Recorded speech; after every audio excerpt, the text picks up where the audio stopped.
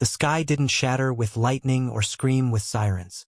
It was quiet, eerily so, the kind of silence that coats everything before an explosion. And in my case, the explosion came at exactly 7:42 p.m., a Tuesday, in the form of a single email with a subject line that simply read, "Thought you should know." I was at my office, overlooking the river that cut our city in half like a scar. Rain had slicked the windows in thin rivulets, refracting the neon skyline into a blurred dreamscape. My desk, always immaculate, had only one thing on it now: my tablet, displaying an anonymous message. There were no words, just 3 attached files. The first, a high-definition photo, my wife, Lila, wrapped in a familiar leather jacket, the one I'd bought for my twin brother 2 Christmases ago. She was standing far too close to him, their shadows melting together under the orange haze of street lamps. The second, a PDF, company letterhead, my design signatures falsified and reassigned. The patent application I'd spent 5 years refining, stolen. The third file, a short video, Lila in my home office, laughing, Wesley's voice in the background. Once we move the files to the shell, he won't even see it coming. My breath left me in pieces. It wasn't heartbreak that hit me first. It was something colder, something surgical. Recognition. I had known. I had always known.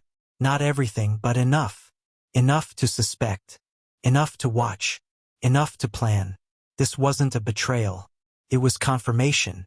And I'd been preparing for it longer than they could imagine. Growing up, people said Wesley and I were indistinguishable. Same eyes. Same smile. Same voice that teachers could never tell apart during roll call. But they never looked closely enough. Never listened long enough. If they had, they would have heard it in the silence between his words, the hunger. Wesley wanted everything that wasn't his. If I climbed a tree, he wanted to be higher. If I won a science fair, he'd flirt with the judge's daughter until the trophy meant nothing. And if I built something real, something lasting, he'd find a way to steal it or ruin it. When we were 14, I spent months building a scale model of a suspension bridge. It was a school project. I designed every truss, every cable. The night before it was due, the model went missing. Wesley swore he'd never seen it. 2 days later, he won a regional award with a suspiciously similar bridge, inspired by a dream, he claimed. I told myself then, never again. And yet, 22 years later, there he was again.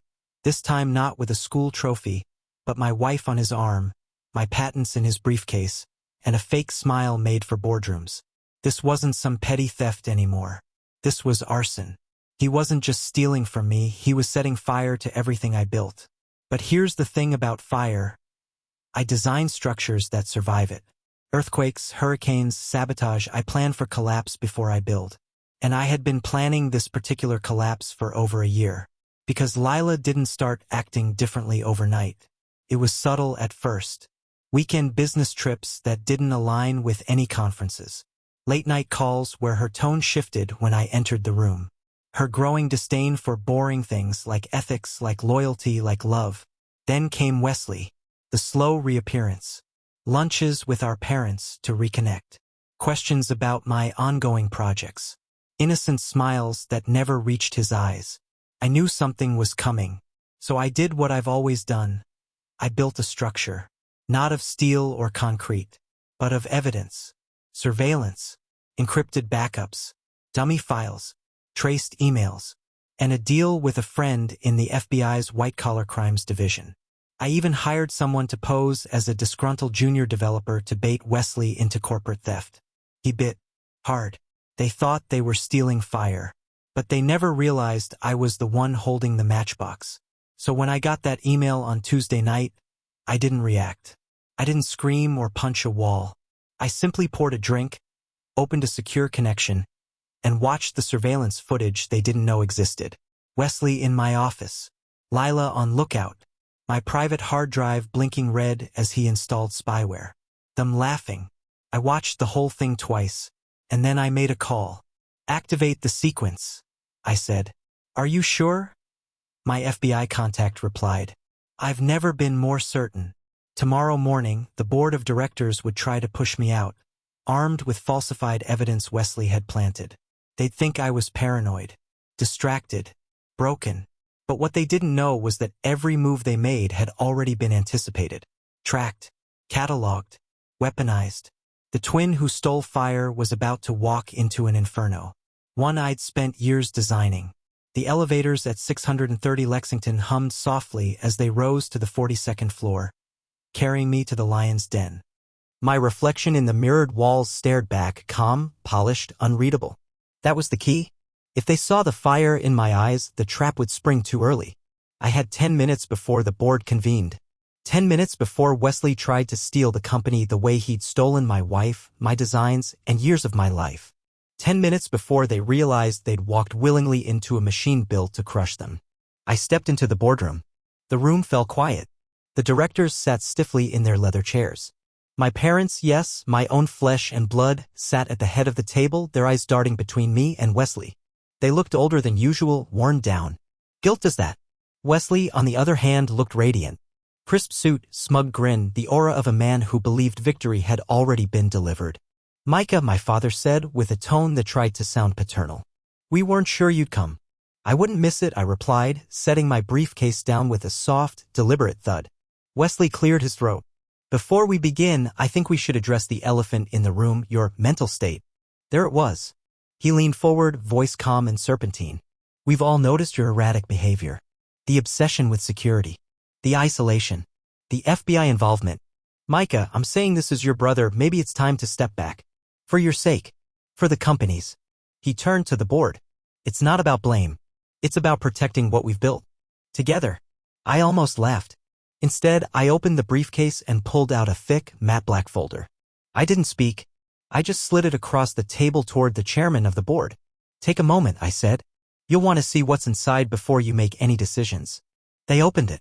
Inside were printed screenshots, emails, transaction records, security footage stills, every detail meticulously labeled. Wesley's signature authorizing wire transfers to a shell corporation. Lila's fingerprint logins to confidential servers. A copy of the forged patent application he filed 3 months ago. And finally, a grainy but unmistakable image of the two of them inside my office at 2:13 a.m., rifling through my designs. Silence fell like an executioner's axe. What is this? Asked Barbara Klein, the CFO. Her voice was shaking. Wesley tried to recover. This is fabricated. This is Micah trying to frame me because he couldn't handle it. Because I couldn't handle what? I said softly. He opened his mouth. Then the doors opened. 2 men in dark suits entered. Behind them, 3 others with FBI jackets. Wesley Cross, one of them said, flashing a badge.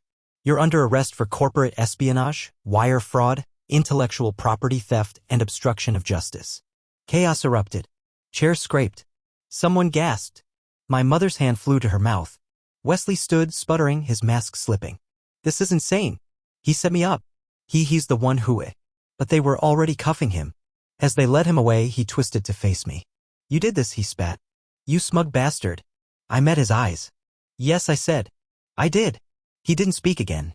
My parents sat in stunned silence, too paralyzed to defend him, too cowardly to apologize. The board turned to me, eyes wide with disbelief, respect, and fear. I picked up the folder, tucked it under my arm, and looked at them one by one. I believe we were discussing project safety and leadership, I said. Shall we continue? That night, I didn't go home. Home had become a ghost town, echoes of laughter that never reached my ears, the perfume of betrayal still clinging to the drapes. Instead, I returned to my private office on the top floor where I could think. Plot. Watch. The building was quiet after hours. Most had left after the FBI walked Wesley out in cuffs. The few that stayed kept their eyes low when they passed me in the halls. Not out of shame. Out of caution. Because they were beginning to understand. I didn't forgive. I didn't forget. I documented. The hum of my security monitors filled the silence as I sank into my leather chair. I sipped scotch. Neat. Let it burn. Then I tapped the keyboard. Footage from earlier in the day played. Cara Lynn, our firm's general counsel and Wesley's longtime drinking companion, was in a coffee shop across town. I had the mic pointed at their table for weeks. I knew every word spoken under those Edison bulbs. Cara had tried to sell me out 6 months ago. Help Wesley shift patents. Discredit my claims. quietly with just enough legal ambiguity to call it gray area if caught. But now I had her on video, confessing to knowing about the Shell Corporation, laughing about how Micah always plays by the rules. Not anymore. I sent a single message to the ethics committee. No explanations. Just the footage. She'd be disbarred by Thursday. Then I opened another feed. This one in a midtown apartment. Lila's new place paid for, ironically, with a card tied to Wesley's frozen assets. She was on the phone, pacing, her voice tight with panic. I didn't know it would go this far, she was saying. They told me it was just a leverage play. Just a bluff. She paused. Then snapped. Well, he didn't bluff. I watched her stop mid-step. Her shoulders slumped. She started crying. Ugly, real crying, not the rehearsed kind. She'd made the mistake of thinking I was weak because I didn't yell. Because I didn't fight back when she confessed. But I had never stopped fighting. I just did it quietly. Methodically. And in the shadows. Sir? The knock was soft. My assistant, Mara, stepped in. She'd been with me 10 years. Unshakable. Loyal. Because I paid her well and because I always told her the truth. They're calling an emergency board session tomorrow, she said. Without you. I smiled. Perfect. Let them. She hesitated. There's more. Kurt Morrison, the project manager on the West Bay expansion, he's been talking to our competitors. They're feeding him information. There's proof. She handed me a flash drive. I took it gently. I assume he doesn't know we know? Mara's eyes sparkled. Of course not. Then let him sleep. Her brow furrowed. I set the drive on my desk. We wake him up tomorrow. They always say betrayal cuts deepest when it comes from family. That's not true. Family betrayal teaches you how to armor up. The real blade? It comes from those you hand the keys to. Those you mentor. Raise up. Trust. Like Kurt Morrison. I met Kurt when he was still wearing department store ties and using a second-hand laptop with chipped casing. He was brilliant in that awkward, unfocused way so many engineers are when they're young. I gave him his shot. Trained him. Gave him his first major project, a footbridge in Jakarta that saved lives during a flash flood. He cried when it opened. I shook his hand like he was a younger brother. And now, that same hand had been shuffling documents to our competitors. Undermining me. Undermining my name. I had Mara bring him into my office just before lunch. Casual. Private. No lawyers. He entered with the overconfidence of a man who believed I didn't know yet. That he still had time to play both sides. That maybe he'd charm his way out of this. He sat. I didn't offer him coffee. Rough week, he said, adjusting his collar.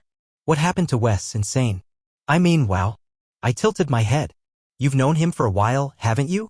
Yeah, back from the institute. But I never got too involved. Honestly, I think he's been spiraling for years. Spiraling. I tapped the spacebar on my keyboard. The monitor behind me lit up. Video footage. Kurt. Sitting in a sleek cafe across from a man in a charcoal suit from one of our direct competitors. Sliding a USB drive across the table. I've included Micah's weak points, his voice said clearly. Calculations that can be challenged. If the board sees this, they'll have to replace him. On screen, the other man asked, are they real? Kurt shrugged. Real enough. I paused the video, then turned back to him. Kurt's smile vanished. His face drained of color so quickly I could almost hear his pulse spike. I can explain. I don't need an explanation, I interrupted. I need your resignation. He swallowed hard. Micah, come on. Think about this. You've got enemies circling. You need people who know the system. If I go, others might start asking questions. Rumors might spread. This could hurt the company. I leaned forward, voice low and precise. You didn't just betray me, Kurt. You sold false errors about my designs to people who wanted to destroy this firm. That's not a risk. That's treason. He opened his mouth again. I stood. You're done here. I walked to the door, opened it, and stepped aside. 2 security officers waited. As they entered to escort him out, I added, oh, and the FBI will be in touch. Your offshore account is very interesting. He turned pale. This is a mistake, he said as they led him out. No, I replied, cold as stone. Trusting you was the mistake. The night my father first took me to the engineering yard, I was 7 years old. He wore a navy blazer and an uncharacteristic smile, holding my small hand as we walked between the towering skeletal frames of an unfinished skyscraper. It was silent up there, just the wind and steel and the faint tremble of height in my knees. He knelt beside me, pointed out at the horizon, and said, everything strong begins with stillness. You design in the silence. Then you let gravity speak. I believed him. For 3 decades, I built my world around that principle, around him. Until I learned the truth. He wasn't pointing at the skyline. He was pointing at himself. Because for men like Robert Cross, the real design wasn't architecture, it was control. He didn't teach me how to build bridges. He taught me how to place weight where it would crush someone. The weight he tried to place on me. The morning after Kurt was removed, I received a summons to my parents' estate. It wasn't phrased that way, it came through as a casual breakfast, one of those thin-veiled family interventions where polite sips of coffee are just preamble to betrayal. I went, because I wanted to see how far they'd fallen. Their home hadn't changed since I was a boy, overgrown hedges shaped into meaningless spirals, a classical fountain that hadn't run in years, and the smell of polished antiques trying to cover something sour underneath. Lila used to say it smelled like dust and regret. Now I just smelled strategy. My mother, Evelyn, greeted me in the marble atrium. A pale smile. Air kisses that didn't land. She wore grief like a badge, expensive, curated grief. Her version of concern was powdered and lipsticked. "Darling," she said, "you look tired." "I'm at war," I replied. "It tends to keep one up." She didn't flinch. She never did. That was her talent, holding guilt like a secret glass of poison she sipped from slowly. We entered the sunroom where my father waited. He didn't rise. Just gestured for me to sit like this was a boardroom and not his own living room. "So," he said, the silver in his hair perfectly combed, "you've taken quite a decisive approach to all this." I didn't answer. Let silence press against his words like water behind glass. He folded his hands. "I'll be blunt. The company is unstable. Publicly, you've embarrassed your brother. You've triggered an FBI investigation. And if you continue pressing this hard, the shareholders may turn on you next." "And you're worried?" I asked. He stared at me for a long moment. "We need to talk about control, Micah." There it was. The real reason I was summoned. Not for reconciliation. Not even for appeasement. But for power. "You want me to hand over partial control?" I said flatly. He didn't deny it. "Just until things stabilize," he said smoothly. "Put your energy into the bridge project. Let someone else handle the legal, the press, the politics. You were never built for that. You were always the architect, not the negotiator." I stared at him. "You mean give you control?" Again. He gave me the smile I'd grown up fearing, the one he used when he knew you were cornered. "We're your parents, Micah. We're not your enemies." "No," I said quietly. "You're worse." My mother tensed. I stood slowly and reached into my coat pocket, pulling out a thin folder. I placed it on the table between us. "What's this?" my father asked. "Financial records," I said. "Documents tracing a 15% share transfer to Wesley. Dated 5 years ago. Never reported to the board. Or the IRS." My mother went still. My father didn't even look. "Micah." "I trusted you," I said. "Even after he slept with my wife. Even after he tried to sabotage the company. I still thought maybe you'd been manipulated. Misled. But you knew." He said nothing. "You sat there year after year, watching him inch into my projects. Watching him poison my name to the board. And you let it happen because he was easier to control." My voice didn't rise. It didn't need to. "You thought I was weak because I don't yell. Because I follow the rules. Because I don't threaten. But the rules are my weapon. And now they're yours too." He looked up finally, and I saw it. Not fear. But regret. Not for what he did, but for failing to break me. "I filed a report this morning," I said. "With the IRS. With the ethics committee. You'll be hearing from them soon." "You're going to ruin us?" my mother whispered. "No," I replied. "You ruined yourselves." I turned to leave. At the threshold, I paused. "Wesley stole what he couldn't build. You sold what you didn't own. Lila lied to escape her boredom. But me? I built something from nothing. Again and again. And I'll keep building long after your names are forgotten." I didn't look back as I walked out. Didn't listen for pleas or apologies. I wasn't interested in their repentance. I was interested in their collapse. Because pedestals are made of marble and myth. And I had just reduced theirs to dust. The beach house was empty. Silent. Still. Coastal winds creaked through the shutters, the sea just beyond the deck whispering to itself like it knew what was coming. The furniture had been covered in white cloths. A few champagne flutes remained in the kitchen sink, ghosts of laughter that would never return. This was where Wesley brought her. Lila. Where they toasted to my supposed downfall. Where they whispered about new beginnings with stolen designs and crooked deals. Where they plotted my erasure. I stood in the center of it now, surrounded by quiet. I wasn't angry. I wasn't nostalgic. I was done. The FBI had seized the house a year ago. And this week I bought it at auction for 1/10 of its original value.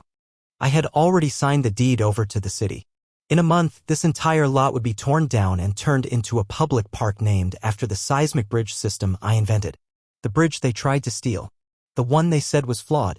The one now taught in universities across 2 continents. I left one thing behind, a photograph of the finished bridge framed in matte black placed on the kitchen counter. A note was taped to the back. You should have known better. As I stepped outside, a crew waited near the driveway. Excavators. Demolition engineers. A small team with hard hats and practiced silence. Everything set? I asked. The foreman nodded. Ready when you are. I paused just long enough to take a final look at the glass doors. The faint reflection of myself against the surf. The man they thought they could replace. Then I nodded. Light it. The ignition was controlled. Safe. Nothing dramatic. A spark inside the foundation, a chemical reaction designed not for chaos but for precision. Within minutes, the structure crumbled in on itself. Wesley's beach house, their fortress of betrayal, folded like paper under the weight of consequence.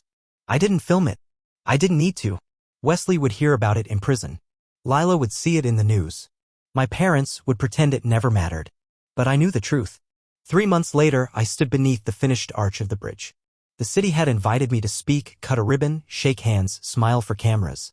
They'd even commissioned a plaque. Designed by Micah Cross in memory of what holds. Funny. They meant the steel and stone. But I meant the silence.